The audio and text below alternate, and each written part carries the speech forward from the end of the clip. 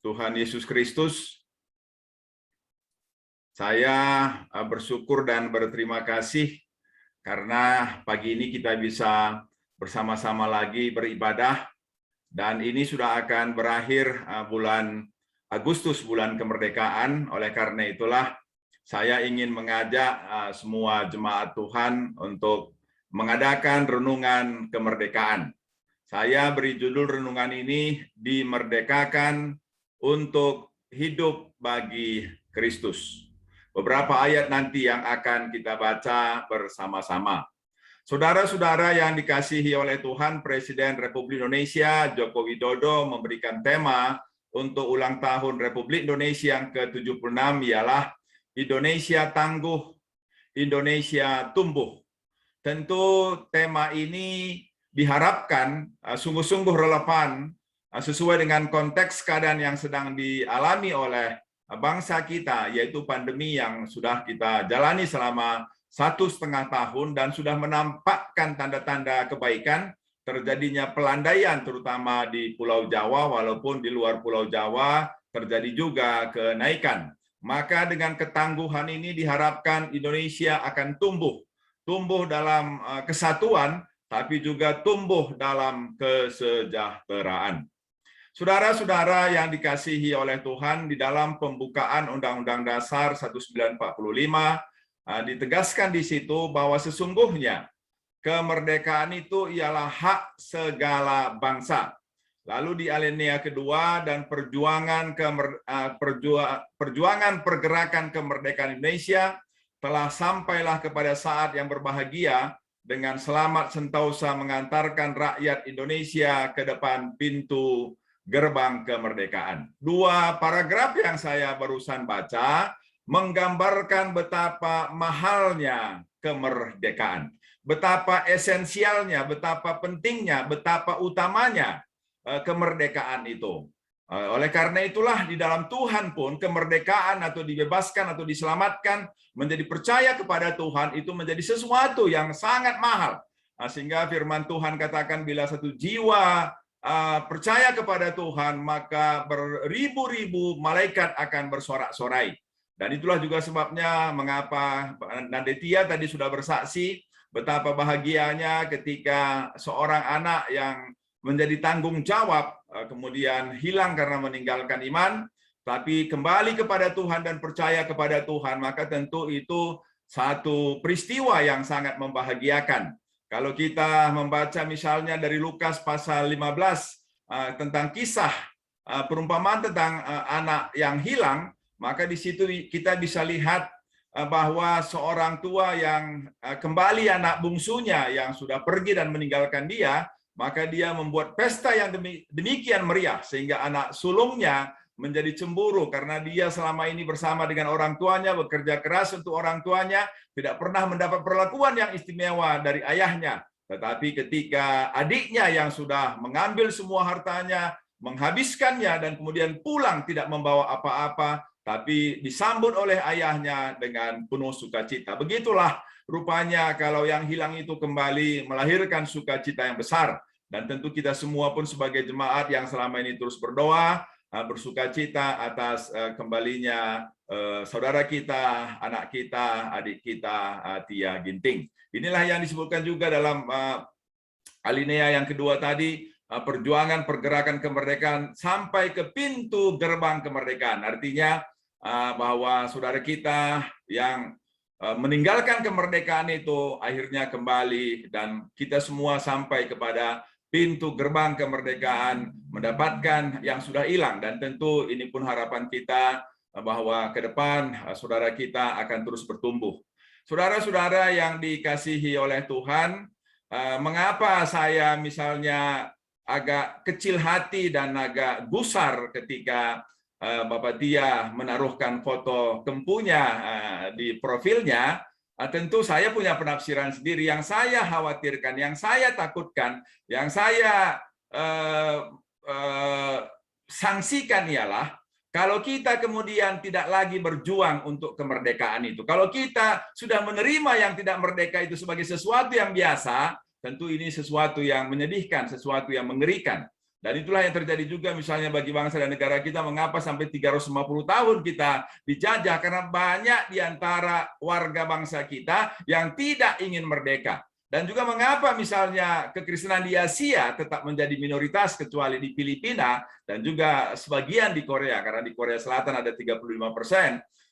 Salah satu faktornya ialah karena kemudian kita merasa yang tidak merdeka itu ya sudah begitulah, dan kita kemudian menerimanya karena juga dianjurkan kepada kita untuk bertoleransi. Padahal kemerdekaan itu adalah sesuatu yang harus kita perjuangkan, dan kemerdekaan dalam Tuhan pun adalah sesuatu juga yang harus kita perjuangkan. Oleh karena itu, saudara-saudara yang dikasihi oleh Tuhan, bagaimana kita memaknai kemerdekaan? Kemerdekaan itu sudah diperjuangkan oleh Kristus dengan kematiannya di atas kayu salib. Dan dia sudah melepaskan kita dari belenggu dosa. Dan dia sudah memerdekakan kita dari belenggu iblis. Dan kemudian kita merdeka, tidak lagi dikuasai, dijajah, dan dipenjarakan oleh dosa dan oleh iblis. Dan kita sekarang sudah menjadi milik Kristus, merdeka di dalam Kristus. Bagaimana kita harus menyikapi dan mengisi kemerdekaan yang sudah Tuhan Yesus perjuangkan dengan darahnya sendiri, dengan mati di atas kayu salib? Beberapa ayat firman Tuhan akan menolong kita untuk mengantarkan kita kepada pengertian yang benar bagaimana kita harus merdeka untuk Kristus, karena dia sudah memerdekakan kita.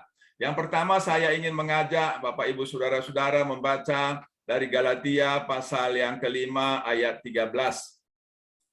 Inilah yang disampaikan oleh Rasul Paulus kepada jemaat Galatia dan kepada kita pada pagi hari ini.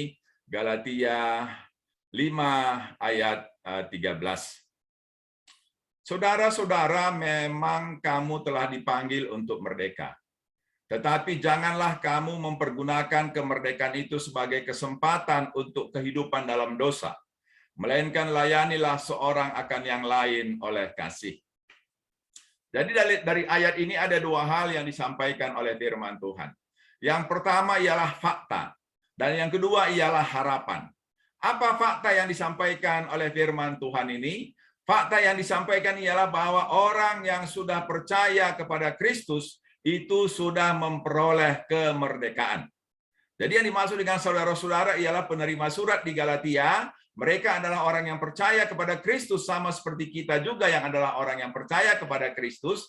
Maka firman Tuhan katakan, kamu telah dipanggil untuk merdeka, atau kamu telah dimerdekakan. Dan sama seperti kepada kita juga, bahwa kita sudah dimerdekakan. Juga semua anak-anak, mulai dari anak-anak sekolah minggu, pemuda, dan kemudian kita semua orang tua, kita yang percaya kepada Kristus, kita sudah merdeka.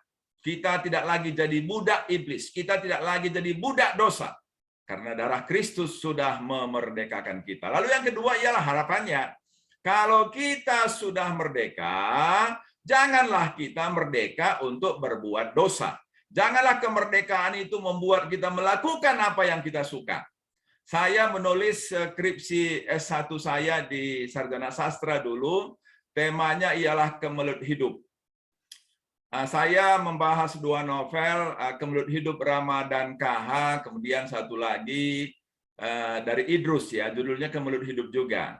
Ini konteks sosialnya adalah masyarakat Jakarta tahun 50. Itu berarti baru merdeka, ya, tahun 49 kita sudah memperoleh kedaulatan, dan setahun setelah itu. Apa yang terjadi? Tahun 49 setelah agresi militer kedua sudah dikalahkan, maka para pejuang yang selama kurang lebih 4 tahun berada di pegunungan, berada di tempat-tempat yang terpencil karena mereka sedang bergerilya, sekarang kemudian mereka dibawa ke kota dan kemudian diberikan jawatan sebagai kepala-kepala jawatan, sebagai kepala-kepala bagian, sebagai jabatan-jabatan yang sudah ditinggalkan oleh pemerintah Belanda. Dan karena terjadi perubahan sosial yang demikian hebat, dari yang biasa di gunung makan ubi, dari yang biasa di gunung tidak punya pakaian dan hidup sangat sederhana, yang biasa di gunung barangkali tidak ada fasilitas apa-apa, sekarang mereka sudah menjadi kepala jawatan, maka terjadilah kemelut hidup. Mereka syok dengan kemerdekaan itu, dengan kebebasan itu, dengan jabatan itu, dengan banyak fasilitas, dan akhirnya terjadilah, ya, yang pejabat-pejabat tadi sudah punya istri sebenarnya, kemudian mereka kawin lagi dan kemudian main judi, mabuk-mabukan, Dan itulah kemelut hidup akibat salah mempergunakan kemerdekaan itu. Dan tentu kita dipanggil untuk merdeka bukan supaya kita menderita. Karena tentu kalau orang berbuat salah, ya akibatnya menderita juga. Mereka kemudian terjadi perceraian, ada yang dimasukkan ke penjara karena mereka korupsi misalnya. Akhirnya mereka memang merdeka sebagai bangsa, tetapi kemudian mereka masuk penjara karena mereka melakukan kejahatan. Oleh karena itulah firman Tuhan katakan yang harus kita lakukan sebagai orang yang merdeka di dalam Kristus adalah melayani seorang akan yang lain oleh kasih. Jadi begitulah kita mengisi kemerdekaan. Seperti kalau sekarang ada masa pandemi, kita tidak juga bisa merdeka walaupun kita sebagai bangsa yang merdeka, tetapi dengan pandemi ini kita tidak boleh merdeka. Kalau kita merdeka, kita akan binasa oleh virus corona yang demikian mengerikan. Oleh karena itulah pemerintah kemudian bersama-sama dengan DPR yang adalah wakil kita menyatakan kita harus membuat pembatasan. Dan pembatasan itu sebenarnya adalah ketidakmerdekaan. Tetapi itu dibuat dengan tujuan kebaikan. Supaya kita bisa tetap mendapatkan kehidupan dan keselamatan.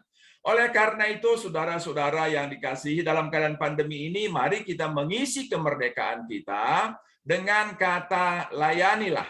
Maka artinya kita melayani, memberikan sesuatu yang ada pada kita untuk saudara-saudara kita karena dorongan kasih. Bukan dorongan ya supaya aku nanti diberi lagi atau karena dorongan-dorongan naluriah, tidak. Tapi karena dorongan kasih. Karena Kristus sudah memerdekakan kita, dan Kristus sudah memberikan perintah kepada kita untuk melayani orang lain, maka karena kasih kita kepada Kristus, maka kita mau juga melayani orang-orang yang membutuhkan pelayanan kita. Kemudian yang kedua, saudara-saudara yang dikasihi oleh Tuhan, dari Filipi pasal 2 ayat 6. Apa yang diajarkan oleh Tuhan Yesus sendiri untuk mengisi atau memaknai kemerdekaan yang sudah Kristus perjuangkan bagi kita dengan mencurahkan darahnya sendiri di atas kayu salib. Filipi 2:6 firman Tuhan katakan, yang walaupun dalam rupa Allah, tidak menganggap kesetaraan dengan Allah itu sebagai milik yang harus dipertahankan. Jadi walaupun saya punya hak karena saya sudah merdeka, boleh melakukan apa saja karena sebagai orang merdeka, tetapi kita tidak boleh menganggap kemerdekaan kita itu sebagai hak yang dipertahankan. Sama seperti Kristus yang adalah Allah, tetapi dia tidak mau mempertahankan kealahannya itu sebagai sesuatu yang harus menjadi miliknya dan harus dipertahankan.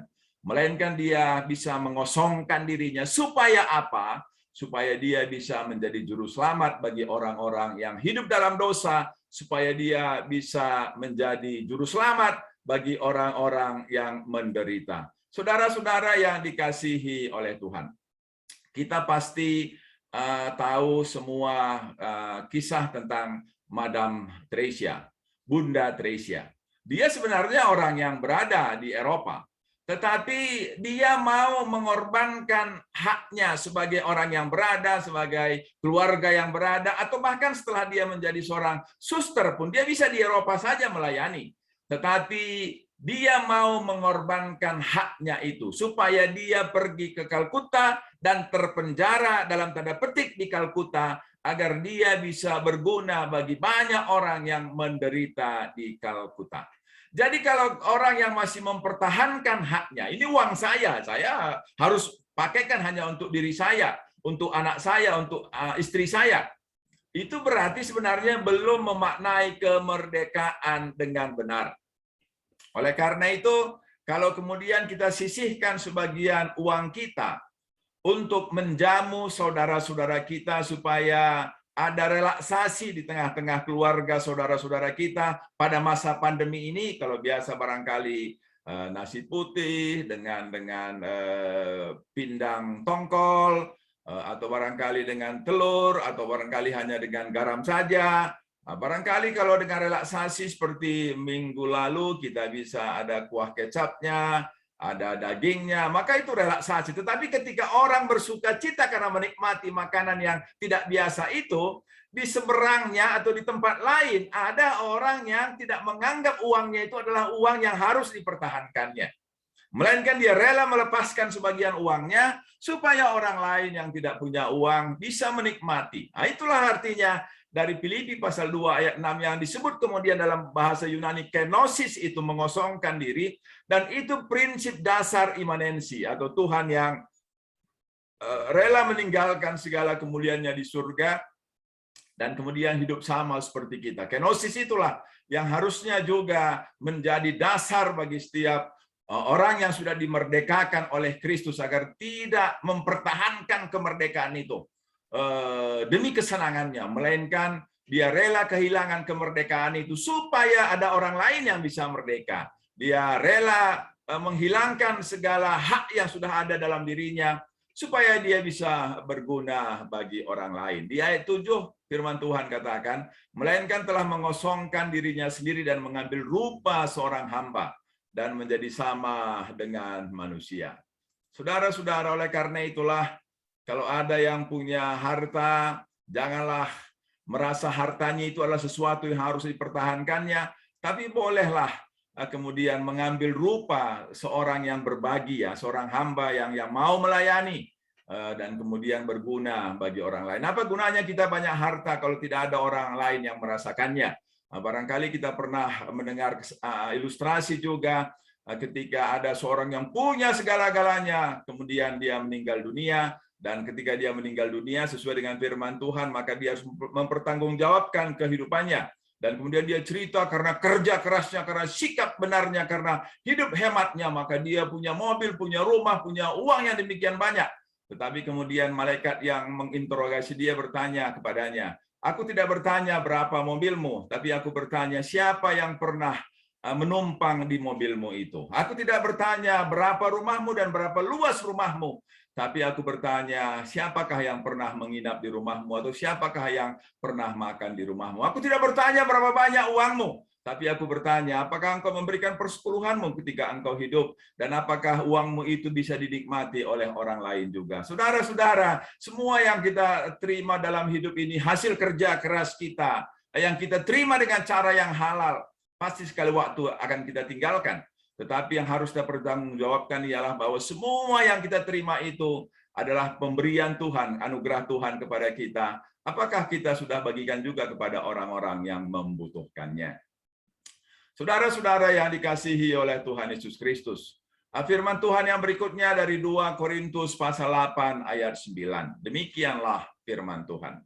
Karena kamu telah mengenal kasih karunia Tuhan kita Yesus Kristus, bahwa ia yang oleh karena kamu menjadi miskin sekalipun ia kaya, supaya kamu menjadi kaya oleh karena kemiskinannya. Kemudian 2 Korintus 5 ayat 21. Dia yang tidak mengenal dosa telah dibuatnya menjadi dosa karena kita, supaya dalam dia kita dibenarkan oleh Allah. Saudara-saudara, ini ayat-ayat yang terkenal yang sering kemudian dirumuskan dengan mengatakan, Tuhan Yesus yang tidak berdosa rela menjadi berdosa supaya kita orang berdosa kemudian tidak lagi berdosa.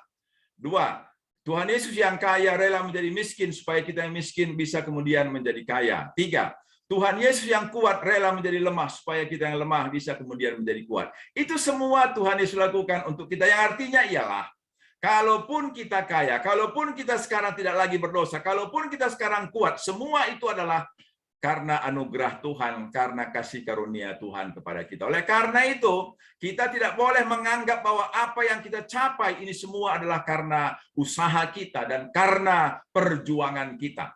Semuanya adalah karena anugerah Tuhan kepada kita. Oleh karena itu, tentu kita kemudian bertanya, untuk apa semua Tuhan lakukan ini? Untuk apa Tuhan memberikan kita kekayaan? Untuk apa Tuhan memberikan kepada kita penghapusan dosa? Untuk apa Tuhan memberikan kekuatan kepada kita? Kembali ke Galatia 3 tadi, Galatia 5 tadi ialah supaya kemerdekaan ini kita perbuat untuk melayani satu dengan yang lain, untuk memuliakan nama Tuhan, untuk menceritakan kasih Tuhan kepada banyak orang yang belum mengenal kasih Tuhan. Dengan perkataan kita, dengan perbuatan kita, dengan tenaga kita, dengan pengetahuan kita, atau bahkan dengan harta benda kita.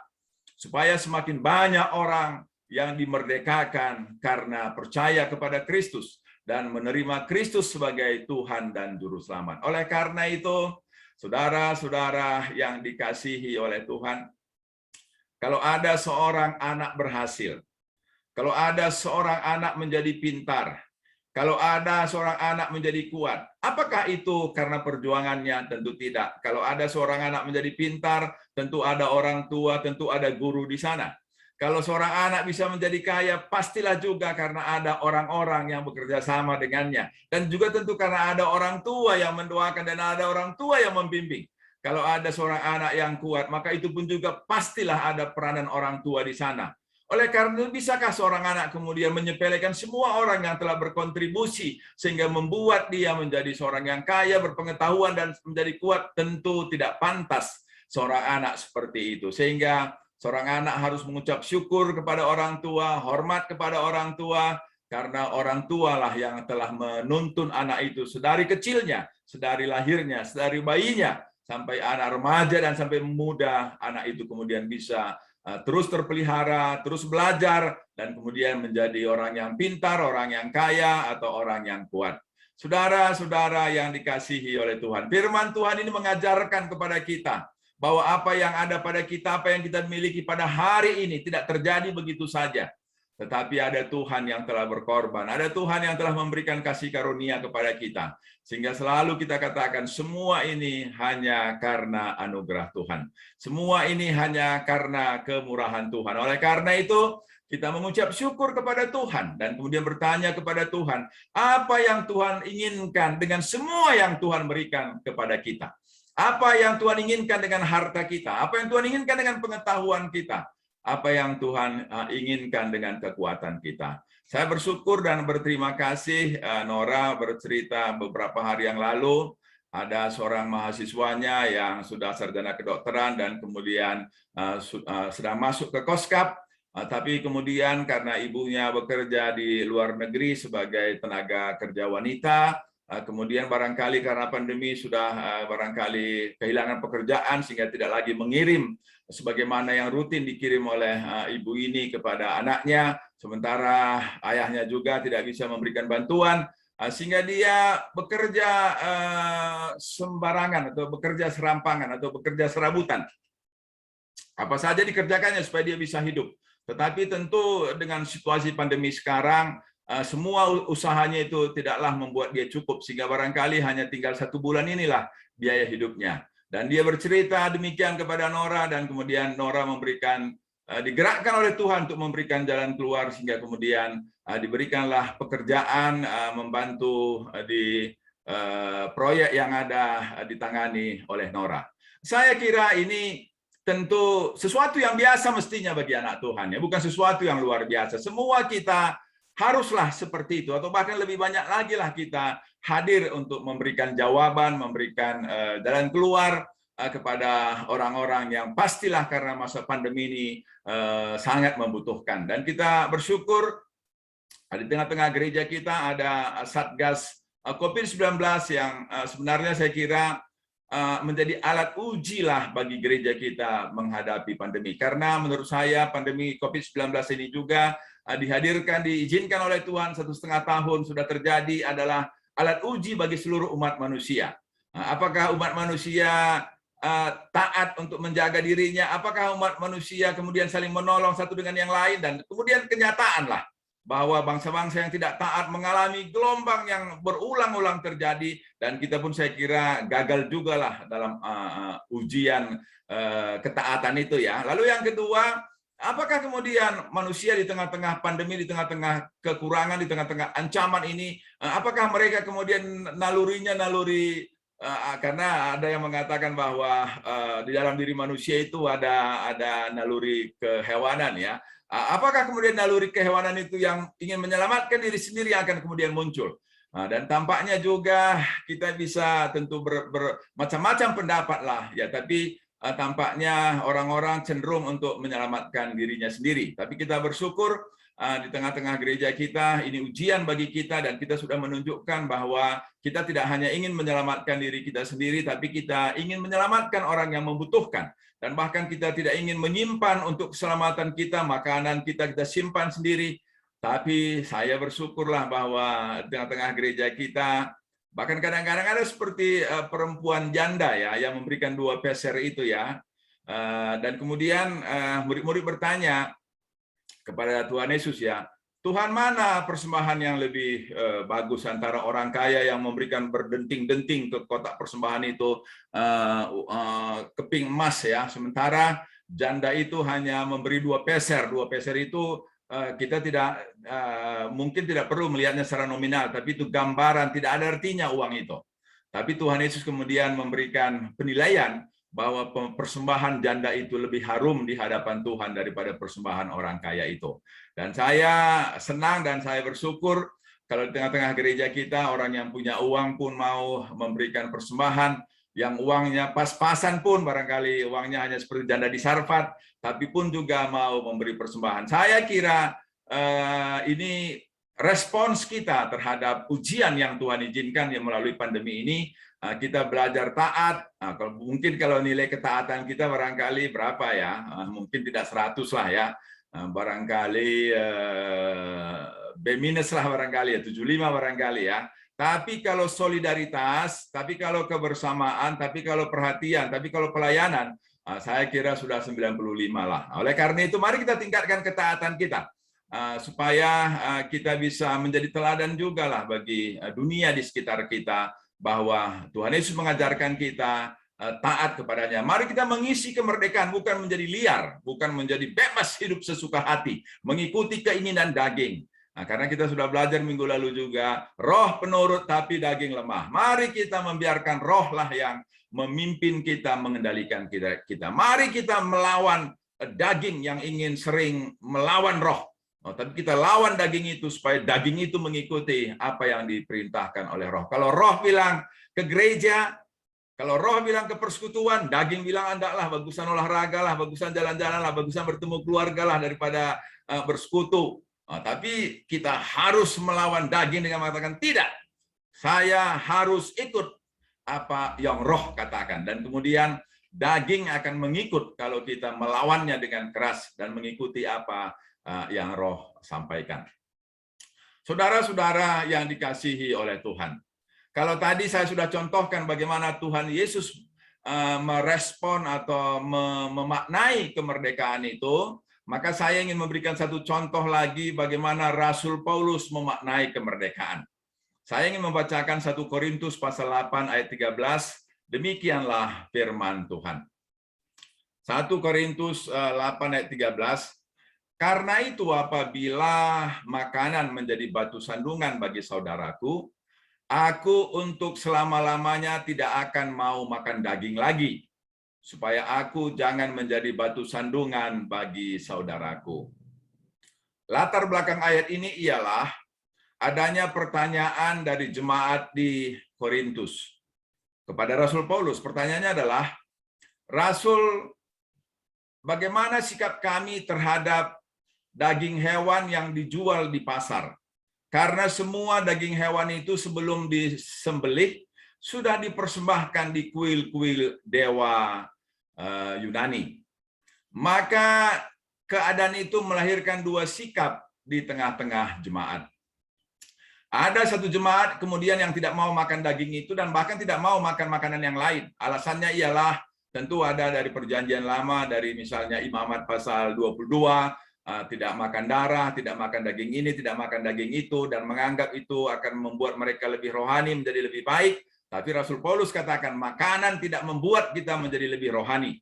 Lalu ada lagi pihak yang kedua yang beranggapan bahwa kita sudah merdeka, boleh makan apa saja, apapun boleh dimakan.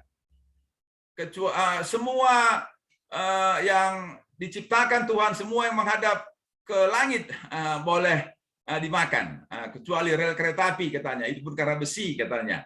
Atau semua daun boleh dimakan, kecuali daun pintu, itu pun karena keras, kalau lembut ya dimakan juga. Begitulah kata orang yang berpengetahuan ini. Maka Rasul Paulus katakan, memang kita yang sudah merdeka boleh melakukan apa saja, tetapi belum tentu apa saja itu berguna.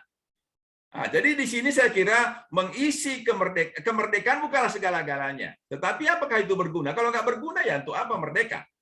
Nah, itu kata Rasul Paulus, sehingga dia kemudian rela menghilangkan kemerdekaannya. Katanya, kalau gara-gara merdeka aku makan daging itu menjadi sandungan bagi saudaraku, aku untuk selama-lamanya tidak mau merdeka. Artinya tidak mau makan daging lagi. Walaupun aku boleh makan daging, tapi aku tidak mau makan daging.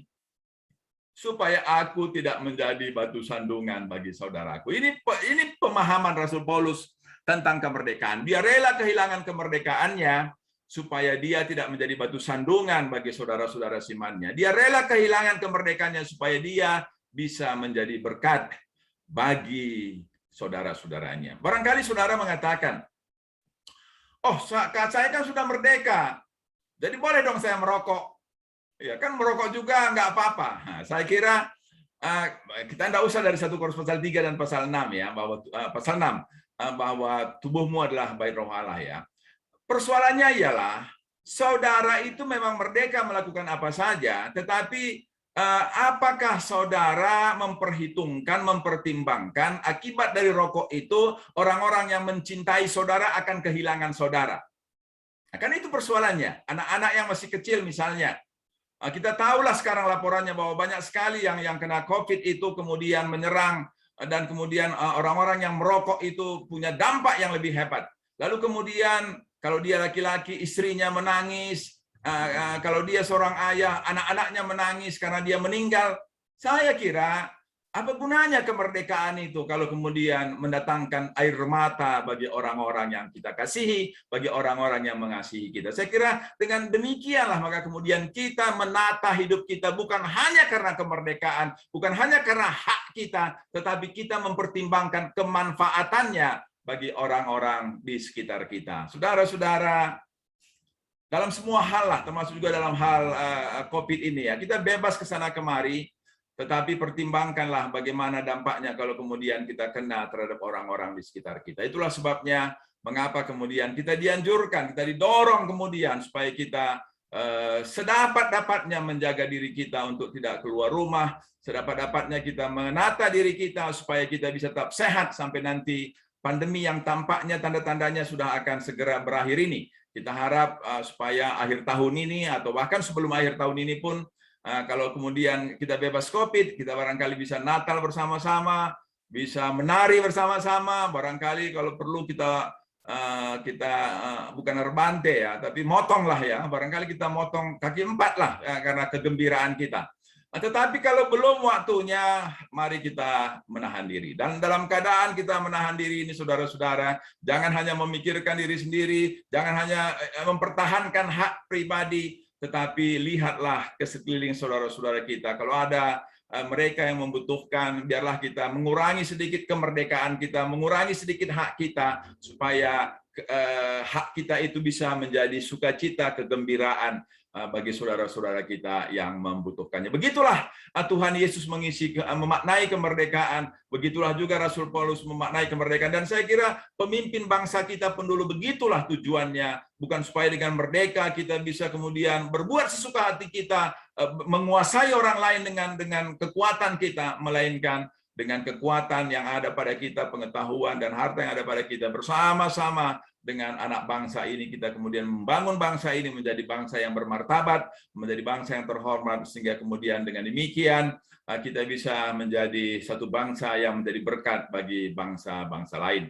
Kiranya firman Tuhan ini memberkati kita untuk mengisi kemerdekaan yang dalam 1-2 hari bulan ini kita akan akhiri, tapi biarlah semangat kemerdekaan itu terus ada di dalam kehidupan kita ke waktu-waktu yang akan datang. Amin. Mari kita berdoa. Bapa kami dalam kerajaan surga, segala puji syukur kami sampaikan kepada-Mu untuk firman-Mu yang sudah kami dengarkan. Biarlah kiranya Bapa, kami menghormati Engkau yang rela berkorban, menganugerahkan kemerdekaan kepada kami, dan supaya kemerdekaan ini kami pakai bukan untuk kesenangan kami pribadi, bukan hanya untuk kebesaran kami pribadi, tapi supaya untuk kebesaran nama Tuhan dan kesenangan Tuhan melalui menyenangkan orang-orang lain yang ada di sekitar kami. Tolonglah cabutkan akar-akar keegoisan, cabutkanlah akar-akar narsisistik dalam diri kami, cabutkanlah akar-akar ketamakan, cabutkanlah akar-akar keserakahan, cabutkanlah akar-akar naluri-naluri yang ingin mementingkan diri sendiri. Tapi berilah buah-buah roh dalam hati kami, supaya kami senang kalau melihat orang lain senang, senang kalau bisa berbuat sesuatu untuk kemuliaan Tuhan. Senang kalau menyenangkan hati Tuhan, senang kalau menyenangkan anak-anak Tuhan yang lain. Tuhan, ubahkanlah hidup kami, berikanlah sifat-sifat baru kepada kami. Sesuai dengan firman dalam 2 Korintus 5:17, bahwa kalau kami dalam Kristus, maka kami adalah ciptaan yang baru, dan sifat-sifat baru terus bertumbuh dalam hidup kami. Amin. Jemaat Tuhan, saya mengundang jemaat Tuhan untuk bersama dengan semua orang percaya di seluruh dunia dan di sepanjang masa untuk mengikrarkan pengakuan iman kita. Marilah kita katakan, aku percaya kepada Allah, Bapa yang Maha Kuasa, Halik langit dan bumi, dan kepada Yesus Kristus, anaknya yang tunggal Tuhan kita, yang dikandung dari Roh Kudus, lahir dari anak darah Maria, yang menderita di bawah pemerintahan Pontius Pilatus, disalibkan, mati, dan dikuburkan, turun ke dalam kerajaan maut.